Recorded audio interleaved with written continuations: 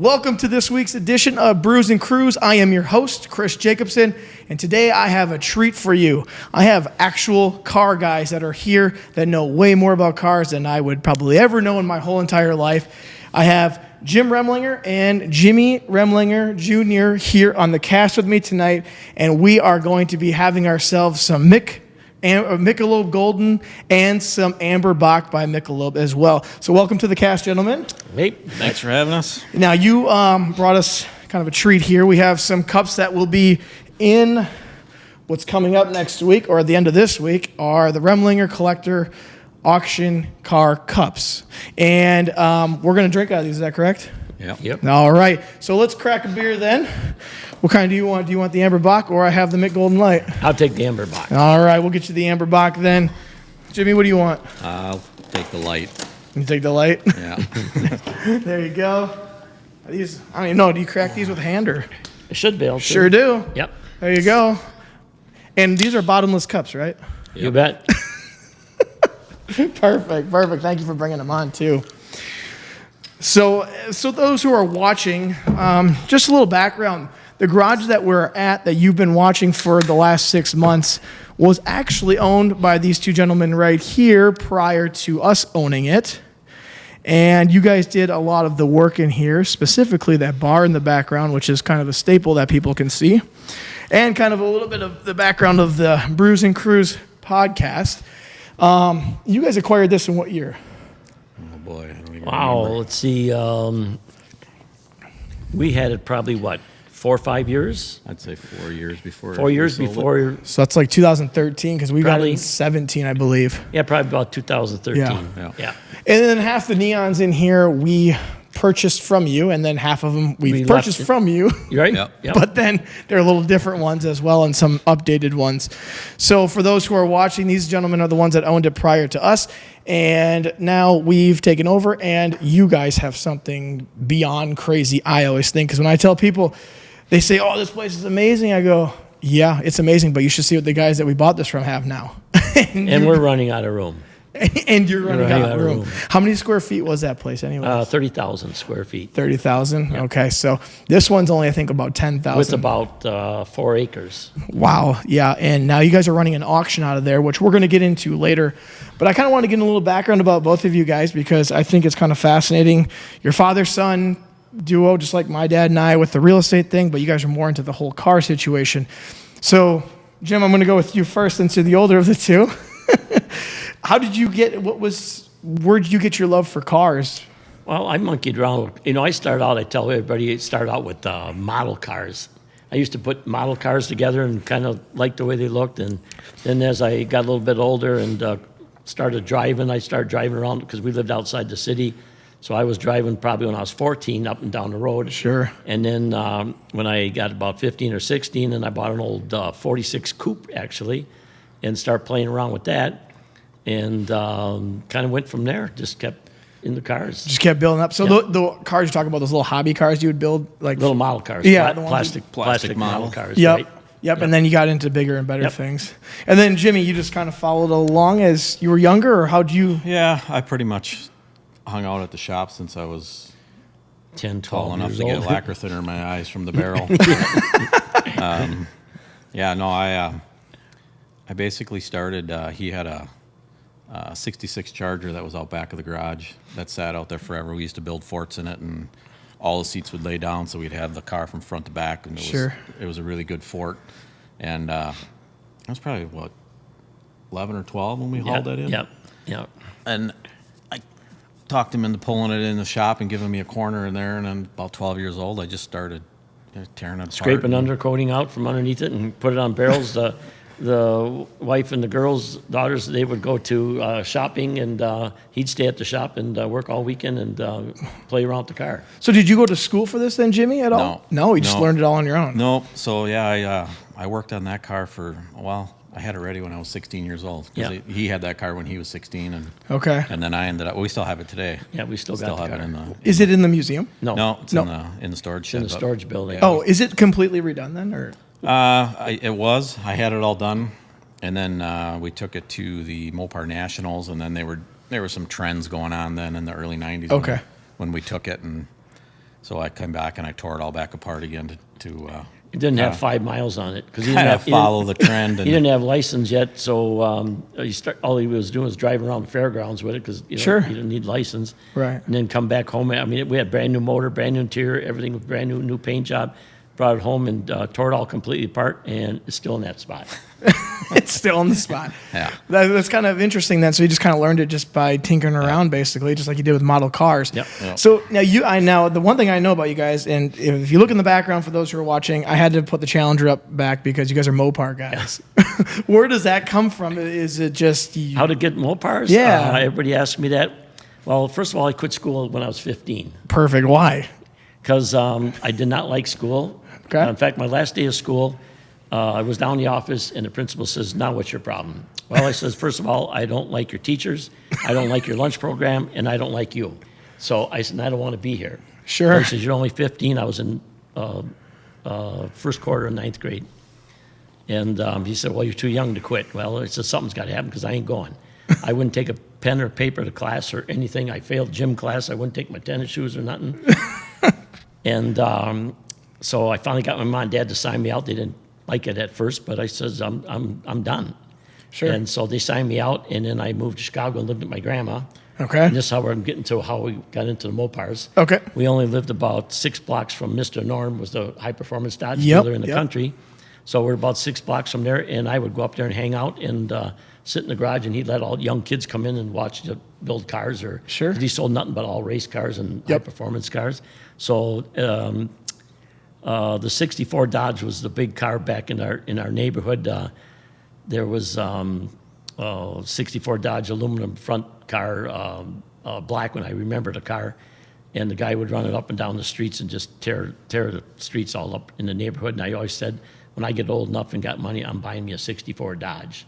Well, I think at one time we had about 4 of them. Yeah. So you did that times 4. Yeah, so we had the Hemi one, and I think we had three Max Wedge cars. Yeah. 3 Nice. Max Wedge Dodges. Are those any of the ones that are in your museum right now? Yep. The red one is still there, and the black Max Wedge is still there. Okay, so that's how And then, Mopar. we also have the 2 Mr. Norm funny cars. Yep, that we are still, there. Yeah, and we that's also have the Mr. Norm funny cars, which So those were the race cars that were in the garage. Yep. Back in the day. that I when used he to go was- see.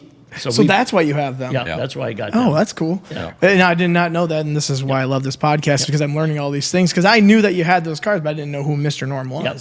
Yeah. Yep. Okay, so you guys have a museum full of these cars that are worth just. I know they're pretty good Yeah, money, we got, right? Yeah, we got. I don't know. We must have about 30 of them in there. Pretty close. Probably 30 original race cars. I mean, Sure. the Sox and Martin cars, the Yeah.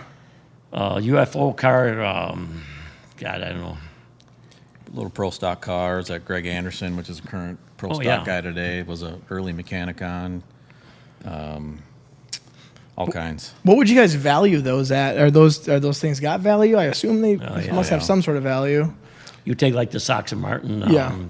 The Barracuda, I think at one time is probably down now, but I think They've all had their day, but they're down a little bit now. but Sure. But that Barracuda was probably 6.5, 7.5 Back in the day. back yeah. in the day. Have you driven that lately at all, or No. do they just sit now? Do they even have the oil in them anymore? Oh yeah, they run. Everyone Okay. starts up. In fact, after the auction, we'll get them all out and running Yeah, again. every so we car get in some there fresh runs. gas and. Yeah, for those who are listening, if you haven't been to Remlinger Muscle Cars Museum, it's something you got to see if you're in Winona area, and it's just a lot of history in there, a lot of really cool cars, and I think you actually have some cars from someone else's collection, don't you, Clark Rand? Yes. Who's Clark Rand? He was another real big Mopar race guy. Okay. That kind of more of a historian, and he searched out a lot of these cars and found them. Sure. And restored them, and then unfortunately he died cancer. God, probably what 3, 4, 5 years ago now. Probably 4 or 5 years Probably 4 or ago. 5 Okay. years ago. Yeah, really. I great mean, we guy, knew him though. pretty good. I mean, great guy, and he come up to me one day and he says, he says, I'd like to have all my cars in one spot because he'd have some in, I don't know, Chicago, some in Yeah. Missouri where he lived, and they're all He over. set it up before he passed away to Okay. make sure Yeah. that everybody could see the cars. And Yeah, there's even a nice neon sign back that says that the we- Clark yeah. Rand collection. That's and he pretty knew cool. where they were at, and he knew they'd be displayed, and people could see them. Sure. That was his big thing. So then, are you originally from Winona? Yep. You are, Yep. okay. And then you moved down to Chicago. I and moved down you to came Chicago, back. lived with my grandma, and being 15, it's hard to get a job, but everybody thought I was out of school, so they thought I was 16. You had to be 16 to get a job. Yeah, So I okay. didn't tell them any different. My first job was at a drugstore stocking shelves and everything. And I worked at three Jewish guys owned these stores.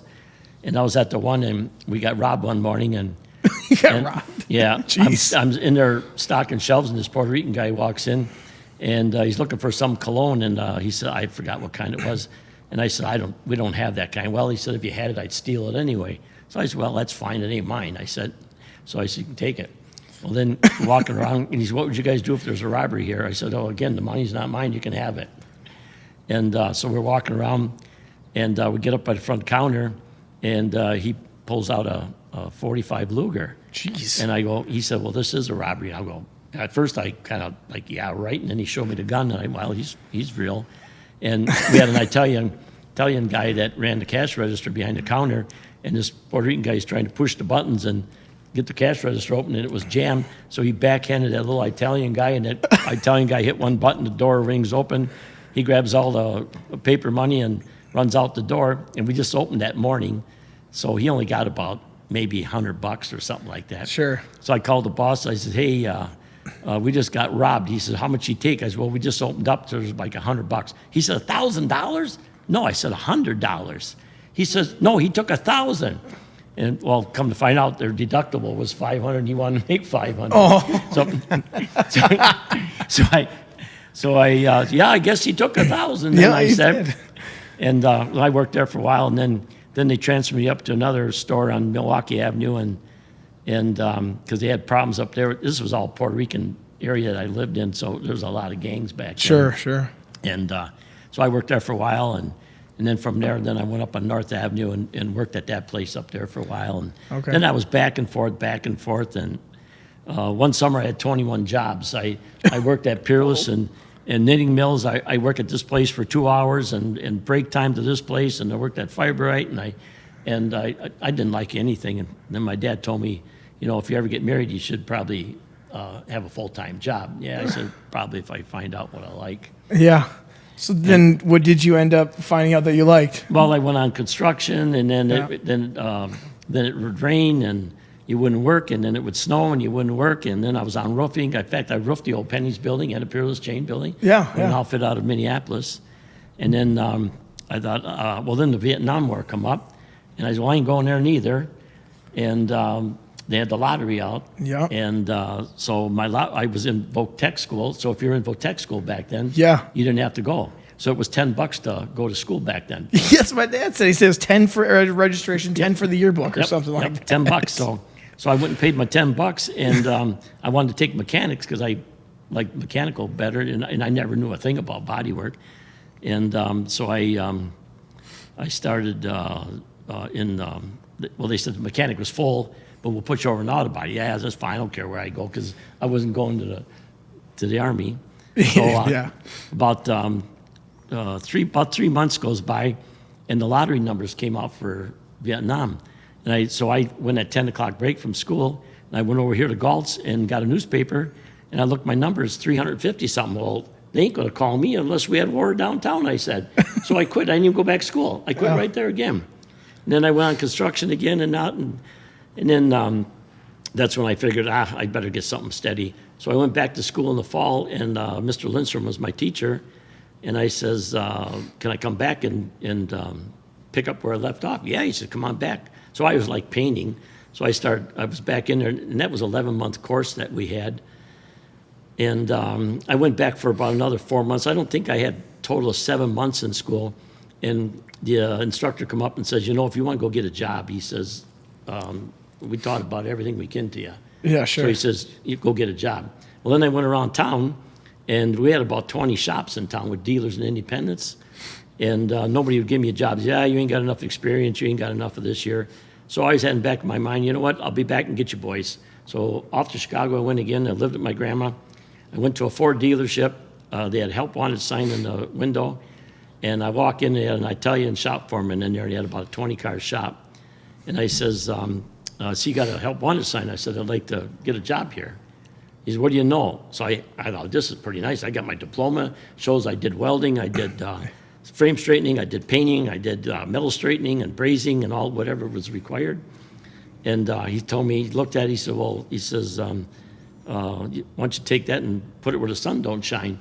He said, he said, if you don't know what you're doing, I don't want you. Sure. And I said, and I was there like on a Wednesday or Thursday. And I said, what time you guys start work around here? He says, oh, we get here about 7:30. He said, we start about 8 o'clock. I said, you know what? I'll be here next Monday. I'm starting here next Monday. I said, I'm coming to work here, and I'm going to work here all next week. And if you like what I do, you keep me. And if you don't, you can get rid of me, and you won't owe me a dime. Oh, that's a good way to get in. So that's how I got my first job there. Wow. So they wanted like real world experience. How do you get it without actually having a job? Yeah. No, I told them I'm starting here. That's what I told them. And I went there, and I had no issue. I worked there about, probably 6-8 months in there, and that was a dealership, a Ford dealership. Mm-hmm. And then I wanted to get experience with independents. So down the road, there was 3 Jewish guys that bought insurance wrecks. And I went down there because back then I only got like $3.25 an hour is what they paid. Yeah. And so I went down the street, and there's 3 Jewish guys, and I walk in there, and these 3 Jewish guys, they all wear the hat and suits. I think they get them dry cleaned once every 2 years. So they wear the same suit all the time. Sure. And so I walk in, and they're masking off. It was a 68 Chevy. I still remember the car, 68 Chevy 4-door, kind of that banana yellow color. And I says, where's all your help? I said, we fired them, every one of them. And it was about a 20-car shop also. So I said, well, he says, can you paint? I go, yeah. And back then you used newspapers to mask off cars. Yeah, so these 3 guys are trying to mask these old fenders off. He says, can you paint this fender? We got it sold. Yeah. He says, how much you want? I says, give me $25. I'll stay and paint it. He said, we'll give you 10. I go, you know what? I'll stay for 20. And I'll do it for you. Okay, get it done. He said, we got to get it done. Sure. So I stayed, painted their fender, and then I started working there. I worked there probably, it was a real crap hole. And I worked there probably 6 months or so. And, it was so bad in there, depending on what end of the car you're working on, the roof leaked so bad, the water just poured in from Sure. the cars. So if you're working on the back end, you'd have to turn it around so it wouldn't rain on. So I worked there for a while, and then my cousin lived down there, and he comes to me and he says, Hank's Body Shop over on Grand in Chicago, he says, looking for a body guy. I said, go find out what they're doing or what they want there. By this time with school and the place I worked, I probably got, a year and a half, 1.75 years, but I could do whatever was required, Yeah, right. So he goes over to this Hank's Body Shop. He's a Polish guy, and he had about four guys working in there. And the guy says, well, I need somebody with 5 years experience, and I pay $7.50 an hour if you got that kind of experience, and we need somebody. So he comes back and tells me that, and I go, okay. So after work one day, I stop over there, and I walk in, and I say, I see you got a help wanted sign on your window. I says, what are you looking for? How much experience you got? A little over 5 years, I said, probably. And yeah, he said, and he took me to a shop. He says, in fact, I remember it was a Corvair hitting the front end, and all they had back then was posts in the floor to pull the front end. They didn't have no good frame equipment back then. And he says, can you do this? Yeah, I can do that. Can you paint? Yeah, I can paint. Can you do this and this? And he showed me around. Yeah, I can do it all. And, okay, what kind of money would you want? Well, I said, where I'm at, I'm getting $7 an hour, and I wouldn't trade for even money. Well, he said, we pay $7.50. Oh, perfect. So yeah, so that probably work. He said, when can you work? I said, well, I could probably next week maybe. So I go back to the other shop I worked at, and I told him I got to run back up to Minnesota.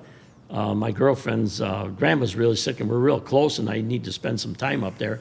So I need 2 weeks, I said, to go up there, and then I'll be back. And they said, well, you better come back. I said, yeah, I will. So that gave me 2 weeks to check out this other guy Oh, sure. to see if it worked for me.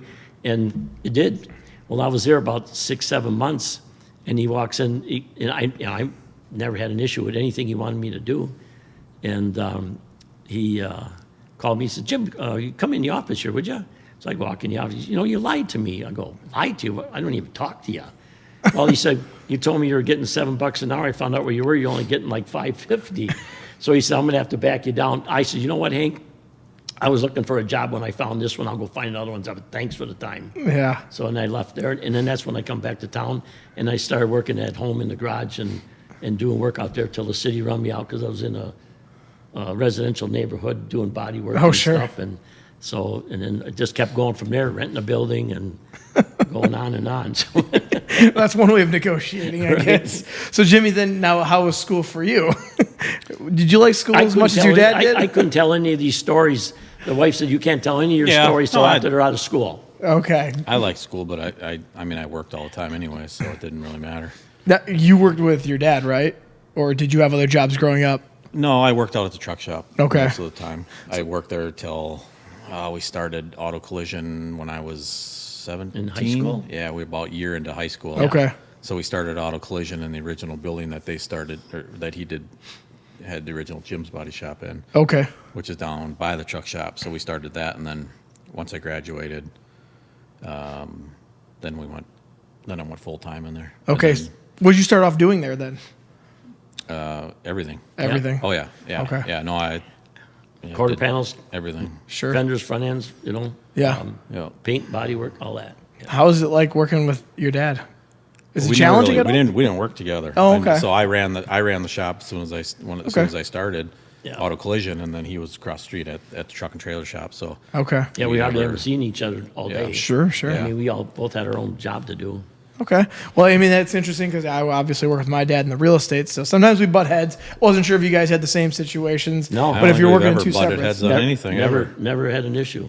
That's good. That's good to hear then. Yeah, I mean I don't think we've ever had a disagree that I can ever remember. Nice. Well, that's good. Never. Because it was basically a family business, right? I mean, everyone from the not everyone. I guess most of the family works there because I know when I would take Yeah, my the stuff. two in daughters there- still work there. Sure. Yeah, I know when I would go out there, basically the whole family's there. So that's pretty neat and interesting. And so now that brings me up to my next thing is now you guys are into car auctions. And that's kind of the big thing that's coming up here next Friday and Saturday here in Winona. How did that come about? I mean, I know obviously your love for cars makes sense, but Well, S&G originally held the auctions out at the building. right, yeah, Spring they- Grove auctions for those who are wondering what S&G so they is. rented that building, and everybody always assumed it was our auctions. Well, I mean, So you would think so. nobody ever really knew it was. I mean, they knew it was S&G, but they always thought that we were behind it or partners with it, which Yeah. we never were. Sure. You just rent it to him? Yeah, rented Rented the the building. Okay. Yeah. And then he pretty much just didn't want to do it anymore. Yeah, he was in it about 10 years. They ran it, and Dave, who was our third partner in the auction, Yep. he come to me one day and says, "JC, his wife don't want him in it no more. They got kids going into basketball and high school sports, and they spend a lot of time doing that." Sure. And she just said, "We just don't need this." So they just pretty much shut it right down. And then Dave come to us and said, "What do you want to start an auction?" I go, "I've never been in an auction, but I don't know. It sounds interesting, a new challenge." Sure. So we said, let's lay it out and see what it is, and we went through a few things for a month or so, and the three of us formed a partnership and started up, and it's been 4 years. This will be our fourth year. It'll be a fourth year, yeah. Being since you've bought out them, We didn't or- buy. We didn't buy them out. We We didn't buy nothing. started our own. We started on. We cleaned the slate. We didn't want none of their bad habits or nothing. Sure. We didn't take Yeah. nothing that they had. No customers. None no of their nothing. people. And just started none of their over. people or nothing, and started our own fresh. But I Okay. told them if we're going to do it, we're going to take it to a different level. Sure. And that's one thing the other guy wouldn't do was spend the money on the marketing and all that, Mm-hmm. which we're blowing money like drunken sailors. Well, I guess the funny thing is, I'm scrolling through Facebook Marketplace, and your ads are always popping up Oh, throughout I mean, there. we got people calling us from cities and Hastings, and we're this year. I mean, we've expanded. I mean, when they were in it, they probably did a radius, I don't know, maybe 50 miles or something. Yeah. And I mean, we got 20 cars alone coming out of Omaha, Nebraska for this one. Sure. We got cars coming out of Rockford, Illinois. We got a lot coming out of Minneapolis. We get a lot out of Iowa, and it just keeps kind of going like this every Yeah. auction we have. What's the furthest anyone's ever brought one from? Sweden. Oh yeah. Yeah. We Holy had cow, Sweden. All Yeah. those convertibles last year that were inside. Those Oh, were all yeah, from yeah, yeah. Sweden. Yep. So how they Yeah, do? we had 11 cars from Sweden they shipped Yeah. over. That's neat. So they got to ship it over on a On a boat, On a container. boat, yep. Oh on a man, container. that must be a fortune to. And we also shipped out. I mean, we sold a container full of those Honda motorcycles. Went to Japan. Oh sure, yeah. That family up in Duluth, we sold all them cars went to Belgium. Yep, Belgium. That guy bought all Sold 5 of them in a row. All 5 from an estate. Okay. Yeah. We sold cars in Germany. We sold cars in Finland.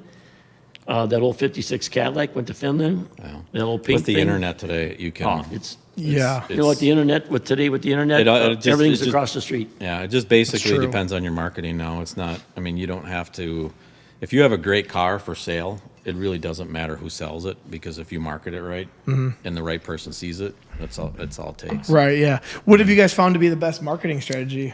Is it Facebook? Is it Social media. Just, yeah, Social I mean, media? just social media in general. I mean, Yeah. we do a lot on Facebook. We do, National magazines, though. yeah, I mean, National Mag, people still, the older generation still uses the magazines, Yep. Hemmings Magazine, and Okay. I mean, just Old Car Weekly, Sports Sports Car. Car Market. I mean, just, yeah, you probably really have to have a mix of everything. Sure. We're probably ours. in about 10 magazines. 10 car magazines? Yeah. Are you in any like Motor Trend or any of those at all? Or is it Not like motor truck. That isn't. No, No. most of them are like classified ads for cars, Okay. and stuff like that. Yep.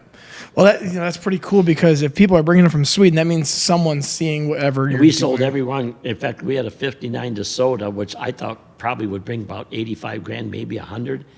And it was a 20-year-old restoration. We got 238,000 for that car. Oh, They bought it on the internet. Bought never it on came the and looked internet. at it. someone bought it on the internet? An old guy from Minneapolis came down with 2 grandkids, put the top down, paid for it, and left. Wow. Drove it back home. That's pretty sweet. Yeah, it's kind of interesting because if you have the right thing and the right person's out there wanting to buy, then it's hopefully going to be sold. And I'm selling 2 as well myself this year. So, In every one of our sales, like this year, so normally we'll have 300 to 400, bidders on site. Yep. And then we'll have our biggest sale we've ever had on auction day was almost 1,200 online bidders. So as of yesterday for this sale, we have 1,700 bidders online right now. that are already registered. that's good And news. we still got a for full those. week to go. Yeah, that's So- good news to hear for those who are selling, for Yeah. sure. Yep. Hopefully they'll get top dollar for it. And people are willing to just do it sight unseen. They just Yeah. hope that it is what it is. Yeah, as long as you can describe it right, and Right. that's the biggest thing is giving the best description. People think, well, if they got a high dollar car, well, you can't sell this, and because you're in a small town and all this year. Well, last year we had a family that had a 2005 Ford GT and an I 89 know. Testarossa. You may have seen that one. I may have because I was drooling on it. That was the thing. that 89 slant nose Porsche and Ferrari Testarossa. Testarossa and then a Cobra continuation. And people kind of thought, well, I don't know if they'll get this deal done. We went up to Minneapolis, looked at that collection. We told the family, you're probably going to get about $1 million out of the collection. We wrote them a check for $968. That's how close we hit it. That's pretty good then. So you know your evaluations then at least. I mean, we hit them really close. I mean, yeah, we don't miss it by much. So people actually come to you and say, "Hey, what do you think I might be able to get for this?" Well, that's Right. Everybody kind of wants a ballpark a little Sure. bit. And some people don't want to hear what you tell them, but I tell them I ain't going to give you no bull. I said I'm Yeah. going to tell you what it's worth, whether you like it or not. This Yeah. is what it's worth. That's the same in the housing market though too. You tell someone they get offended too. Yeah, and- well, it's the same thing.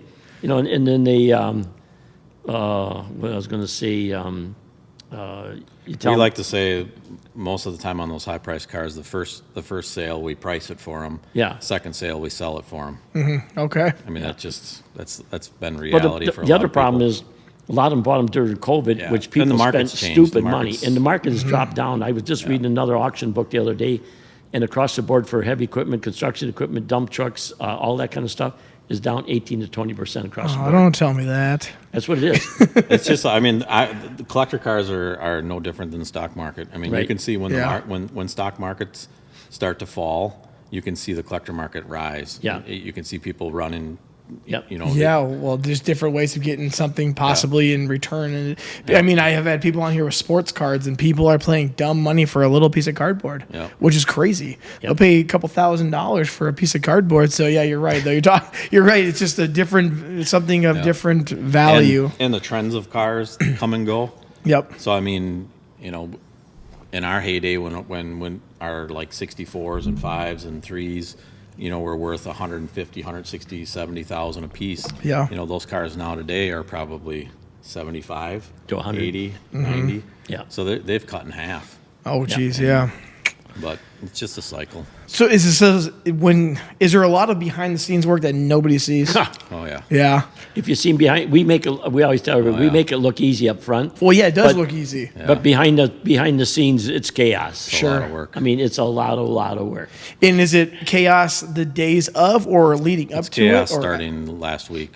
So the week up to or 2 weeks up to it, roughly? About 2 weeks. Yeah. 2 weeks out there, and then about a week after, by the time we get everything Yeah. out of there. And What's the big thing that's like just like a pain in the ass?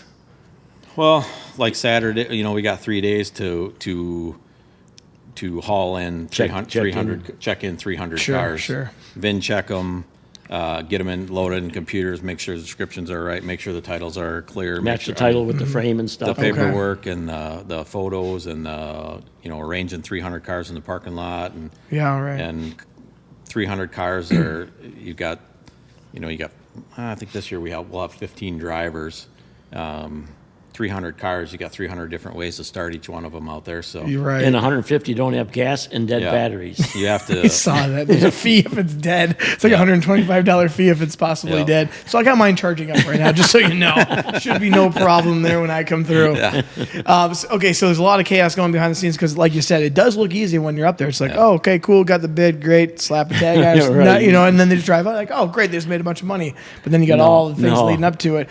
What about afterwards? Is it chaos trying to get money out of people, Oh, no, or no? No, everything has to be wired, so we Yeah. don't, we don't have to worry about bad checks or anything like that. Okay. All the money gets wired. You have to have And- a bank letter approval on. Yeah, you have to on be hands. pre-approved we're getting letters of credit now Sure. from people that are sending them in, so we know how far they can go and Okay, that's good. yeah, what they can do. And Well, and then I also saw that there's someone there that actually gives out loans for classic cars. yeah, there's several of those at all the auctions. Yeah. I think this is JJ Best. JJ Best. Okay. But even if you got a good credit score, there's probably still 9% or 10% or. Interest, yeah. Yeah. Can they approve you on the spot for that? Yep, they say nice. they can approve you within 5 minutes. You call them and tell them I want to buy this, and Yeah. they get you in 5 minutes. You got your money.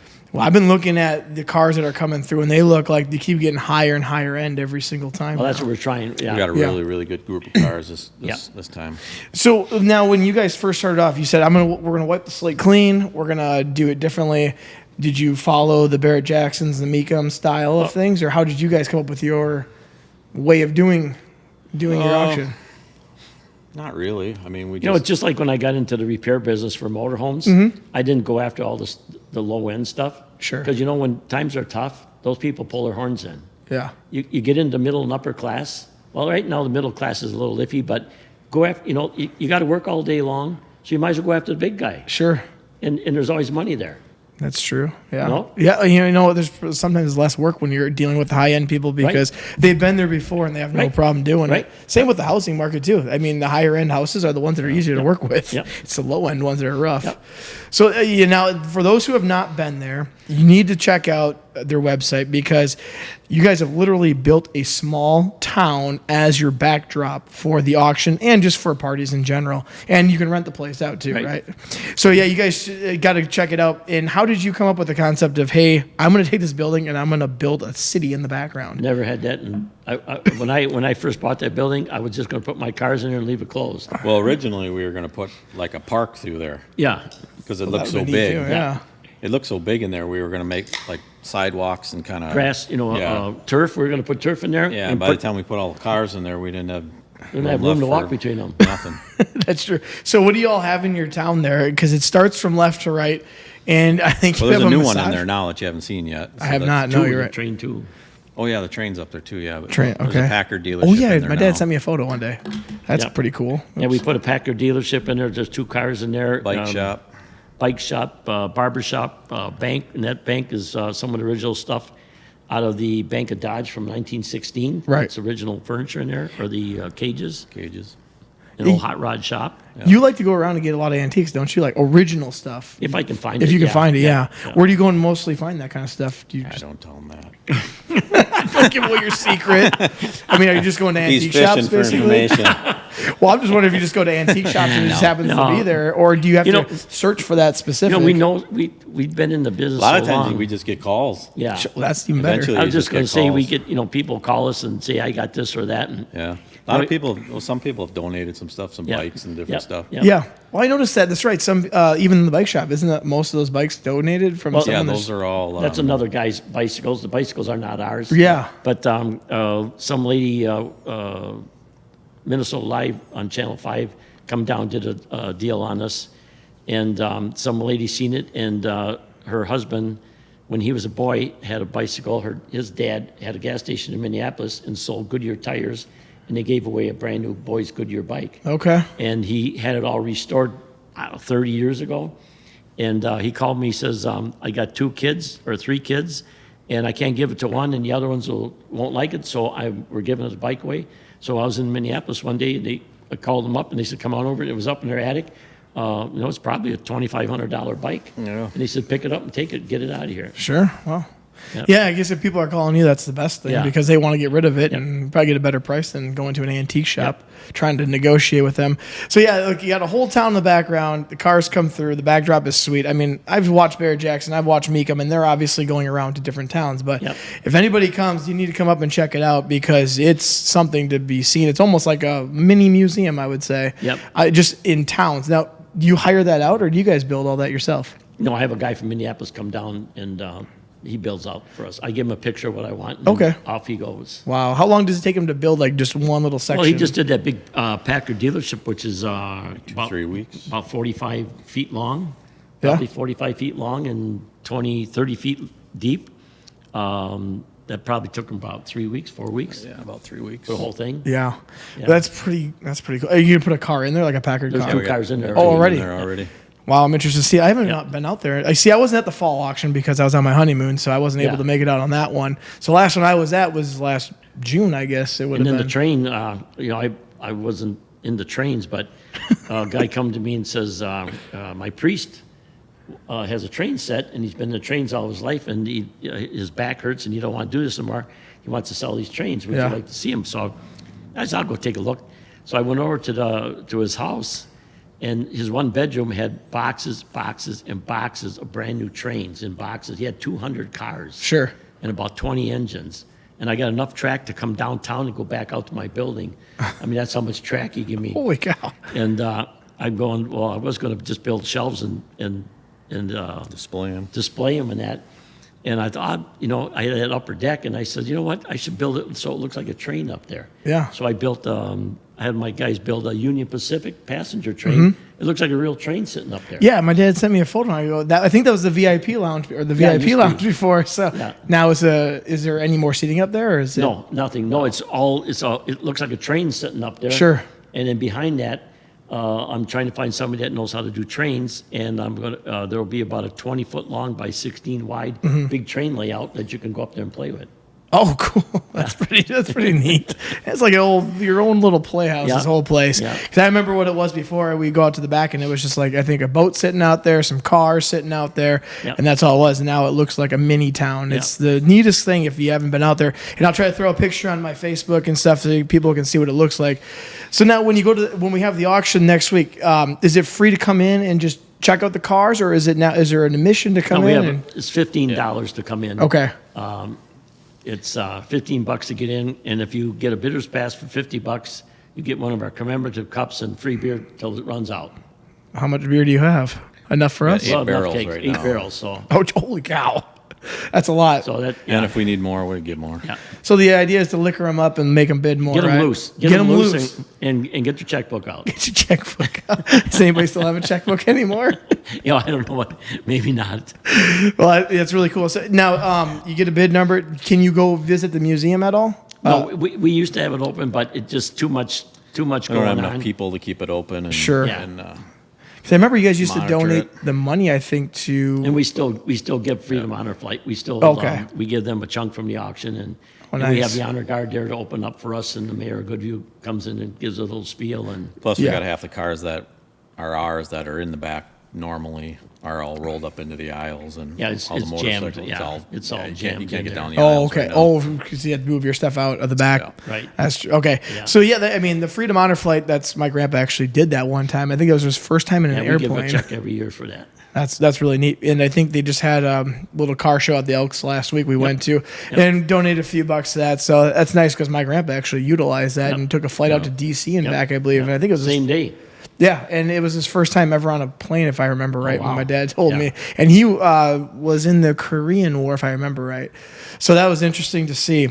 So if you come out there, you got to have a bidder pass to bid. And then if you actually want to bid, you have to have a letter of You Just get saying a letter you're credit able- or bank letter? I think if they write a check, it holds till it Yeah. clears, and then you get your Yeah, title. some people will write a personal check, and then they'll wire transfer the money on Monday.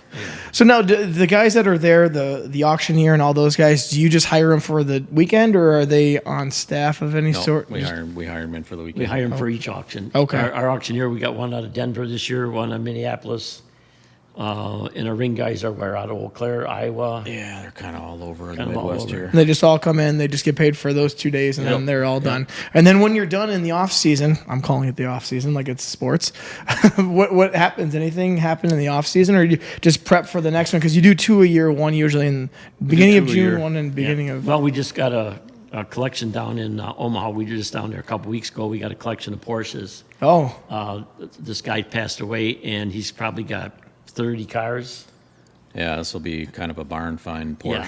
collection. Oh, okay. Yeah, some old That's 350 been parked for a long, long time. Yeah. are those coming to the June auction or Nope, the no, October? those are Be just sell them online. online. Oh, just sell them online. Yeah. Oh, So we'll do our spring sale now, and then we'll do an online. Then we'll do that sale online. Okay. Midsummer, and then we'll hit our fall sale.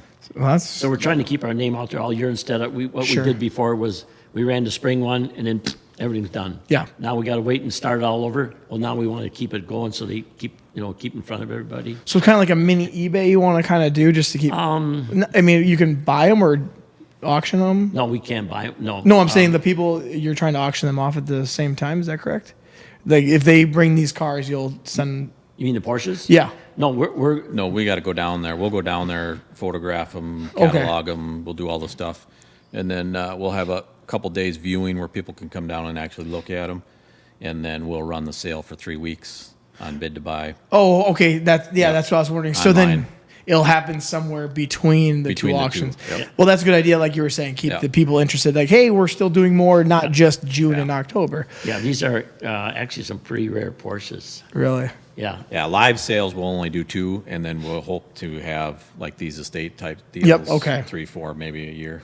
And I see you have memorabilia going through this year, and I was seeing some of those, and I'm itching for. I love memorabilia that's autographed. So I saw that you got a lot of that actually coming through this time, and you guys also sell some of the neon signs similar to the ones that are hanging up in the background for those who are watching on I think, YouTube.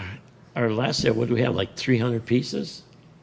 Yeah, this will be our last sale with, Yeah. with autograph memorabilia. Yeah. This will be your last one. Yeah. With the autograph stuff. Okay, Yeah. you're not doing that anymore. No, the guy. How many pieces? It's too the guy much have? work, but the guy that actually supplies that with us out of California has over 90,000 90,000 autographed of them. pieces. Oh, Yeah. And we could have as much as we want, but we can sell a car at the same amount of time we can sell a picture. sure, sure. We make $10 on the picture or 10,000 on the car. Right, yeah. So- Like you said, go for the bigger pieces Right. before. Yeah. That's a good idea. What's if someone were to sell, do you see a better return on the June one or the October? Or does it matter at all?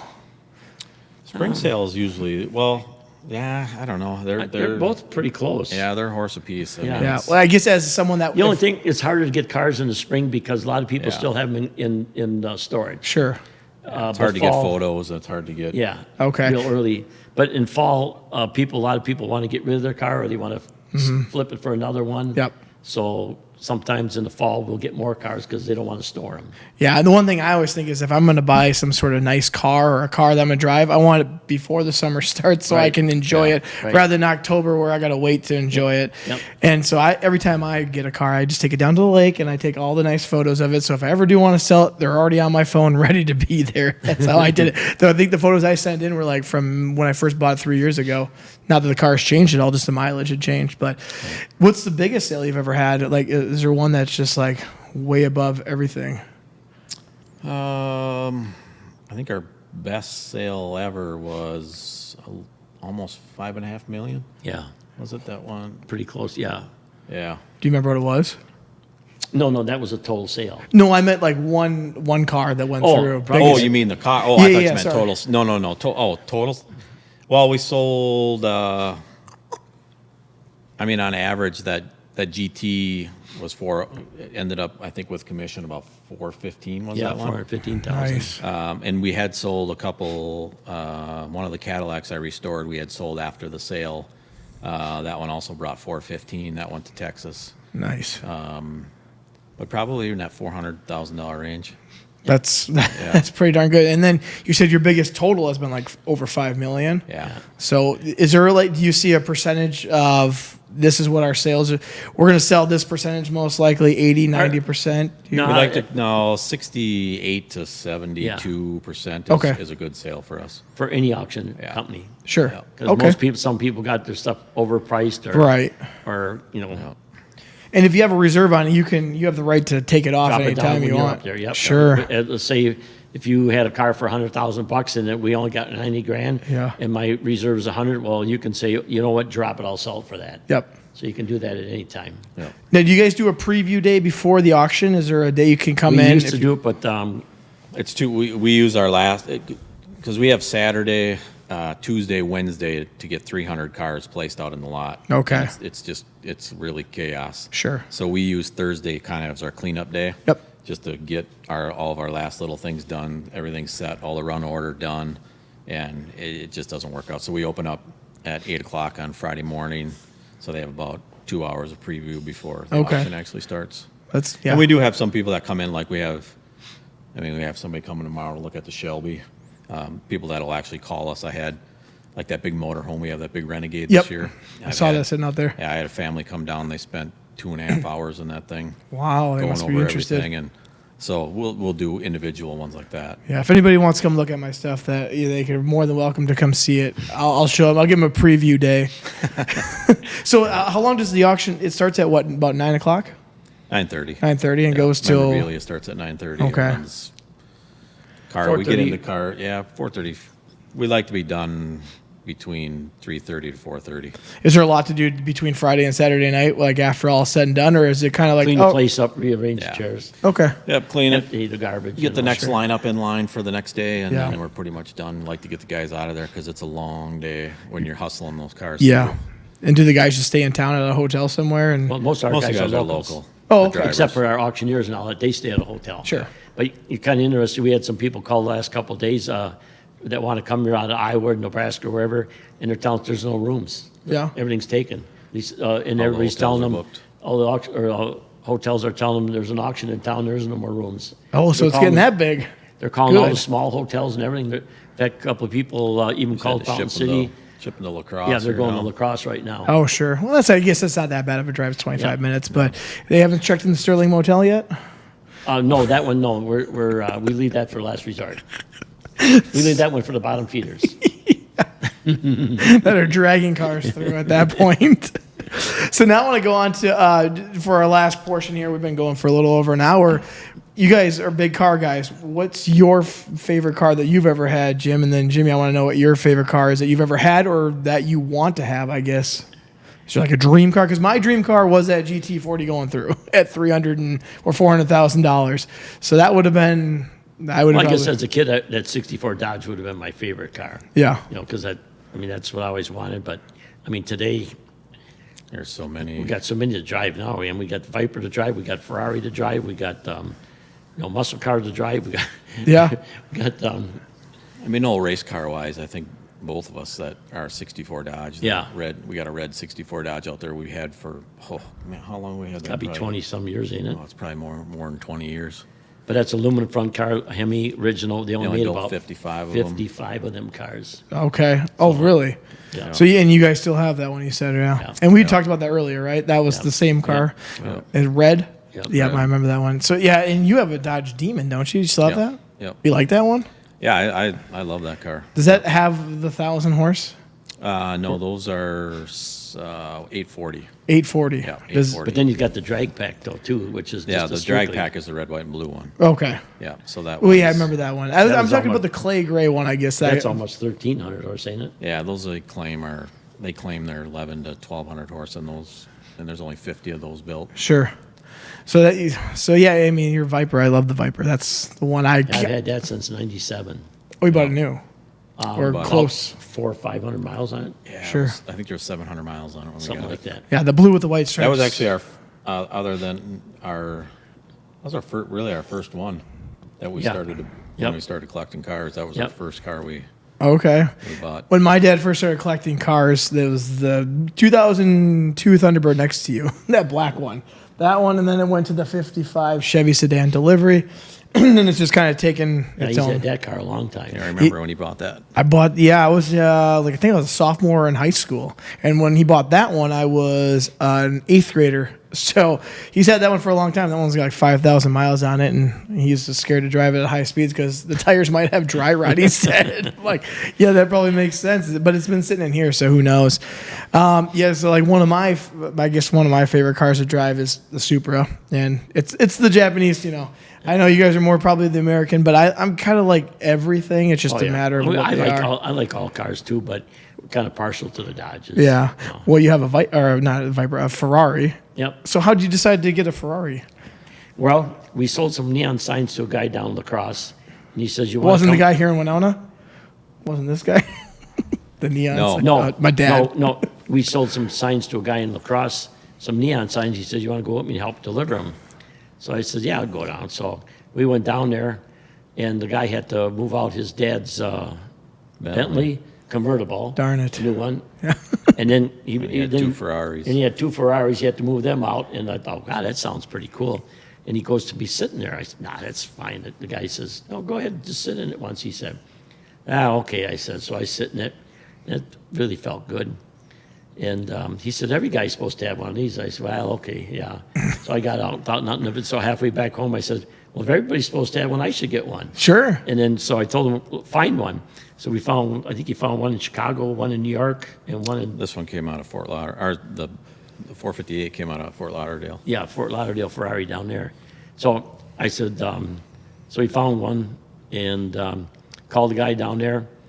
And I said, if you can, and that was about a week before the car show, or Yeah. same week. It was we had to get it. It got delivered the day of the car, or day before the car Yeah. show. I said, if you can get it here before the car show, I said, I'll take it. Otherwise, I don't want it. Sure. He said, it'll be there. And then, so the guy come up like 2 days. They drove up from Florida and delivered it with a trailer. Yeah. And I didn't even know how to start it up or drive it. So he got in and showed me how to drive it and shipped it and everything else. And then after that, well, then we just bought another one this summer. Debbie bought one. She's Okay. got a California T turbo car, which is a really nice car. And they're just neat to drive. Is it different than like the Viper? Is it a totally different feeling? yeah, Oh, yeah, they're a lot tighter. Everything's really, really tight on them. Yeah. The, Yeah, like it's- steering, suspension, just everything. They're pretty. I mean, it's like a race car. Yeah, I mean, like the Viper Yeah. is not really sloppy, but it's. I mean, they Lot looser feel than- really loose. Okay. I mean, they're Yeah. where the Ferrari is really, really responsive. it sucks the road. I mean, it hugs the road. Okay. Yeah, and mean- that's the Supra does the same thing. Obviously, it's not a Ferrari, but you can definitely tell the difference between Yep. the Challenger, Yeah. Yeah. Oh, the yeah. Mustang, and the Supra. Just Yep. totally That's different. cars made ballgame. for it. They got Yeah. like a tuned suspension. So now your wife has one. Yep. So you guys gonna go to Ferrari get-togethers, No. or do you guys drive them separately and go places? Yeah. Well, no, we just either take either one. Well, okay. Hers is a convertible or hardtop. Okay. Yeah. It's a black one, black interior. I mean, really nice. She had that 98 SL 500, and I mean, there was nothing wrong with the car. And I said, sell it, get rid of it. Mm-hmm. And so finally, I took it to the auction. I sold it. So she, well, you need to get me something else now. Well, then we looked on Chicago, and the Ferrari dealer down there had this one. Okay. And some guy traded it in, or no, he had it on consignment because he was looking to get a different one. So it was there 3-4 months, and I called the guy and I made a deal with him, and Okay. they delivered up the next day. Nice. So- Now, Jimmy, is your wife into any of the car stuff much or not? Not really. No. No. And my daughters never were either. Okay. Yeah, because I know that one of them's in gymnastics, right? Yeah. At the University of Minnesota. Yeah, she's all done now, but yeah, she's just kind of waiting to get into dental school. And Okay. but no, they were never got into cars. All right. They're into sports stuff. They're Sports.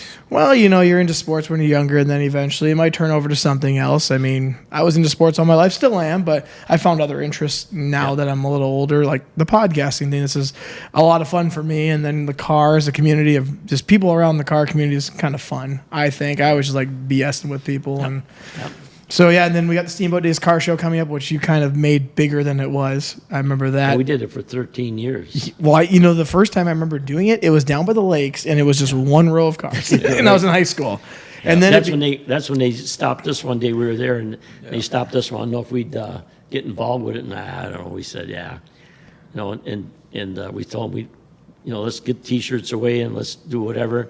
We can't even collect $100. I said, well, I'll show you how to collect money. Yeah. I think that first show we collected, I don't know, $1,800 or $2,000, and I bought all T-shirts and gave them away. And then the next year, it just kept growing. When I got done with it, it was collecting about $38,000 a show I could get. Sure. But I put on a big party. Yeah, I know. I put on a big party. I had bands downtown. Yeah. I had, T-shirts, all that kind of stuff. And It also gets to a point where with car shows is Yeah.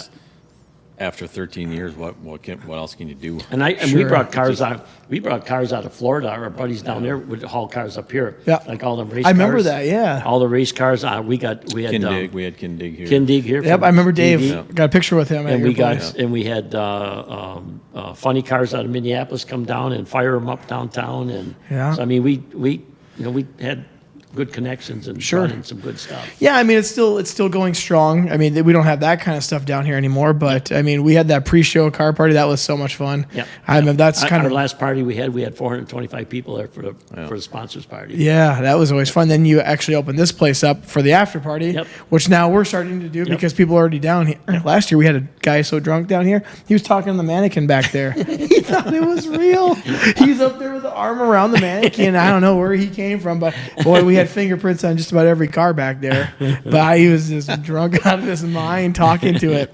So, anything else you would like to add to about the auction at all? It's coming up. It should be huge, I think. How many cars do you have coming this Tell year? you what, if you watch it on TV and you think it's exciting watching on TV, come and see it live. And That's way better. we got the lights and we got the noise. We got. It's a big party. For $15 you can't buy cheaper entertainment for all day. That's true. There's a lot of things that you can't It's do. supposed to be a nice weekend, mid 70s and Yep. partly cloudy, so it should be really, It's really it's nice. like a big car show. $15 to see 300 car show. Yeah. Is that how many cars you have coming? 3? We got about 280 right now, I think. Yeah, Or- we got a bunch that are going to be dry. We'll hit 300 for Yeah. sure. Sure. And then will all the memorabilia be sitting out for everyone to preview Yep. and look at? Yep. See, that's cool too for some people that might not be into cars. They might be into memorabilia, Yep. and I'm into that too. Yep. So that'd be cool to see memorabilia that's autographed. I saw you got like an Eminem one there, the rapper Eminem. Yep. I saw that was just on there because I was looking at how my car is doing on the online auction, the pre-auction. So I was looking at it and I was scrolling like, oh, Eminem. That might be an interesting piece to have if it Yeah, goes. we had some pretty neat stuff there. We had like Marilyn Monroe. God, I can't think of everybody we had, but wrestlers and There's a lot of neat stuff. just a lot of Hollywood stuff. Looks like everything, the more and more keeps getting added every day. Because I go on just about every day and check out how my cars are doing. And then I'm also looking at what's kind of been added as well. We got about 25, 30 pieces of that. I think so. Yeah. Yeah. Yeah. So, anyways, if you're in Winona or even if you're out of town, you should come check it out. $15 just to come observe. If you want to be a bidder, $50. You get unlimited beer until it runs out. Yep. 8 kegs, right? Yep. Perfect. I'll drink 7 of them, and then everyone else gets the rest. And then, it's next weekend. Friday it starts, and then Saturday as well. And the cool thing that I think that you guys do it, which makes it so much more official, is you guys have the national anthem beforehand. Yep. I think that makes it just. We have the color And the guard. iron, yep. We have Yeah. the color guard come and do their opening ceremony and and then the national anthem and Just makes it seem so much more official when then that we, happens. and then we take off from there. That's really neat. She's And hammered down. it's hammer down, yeah, because there's a lot of cars Some going of them through. guys on the block, they're there all day long, hollering and hammering, and they don't take a break. Yeah, and I noticed. I think some of your family is also working the auction too, because I Pretty think much I've all of us seen- do. Yeah.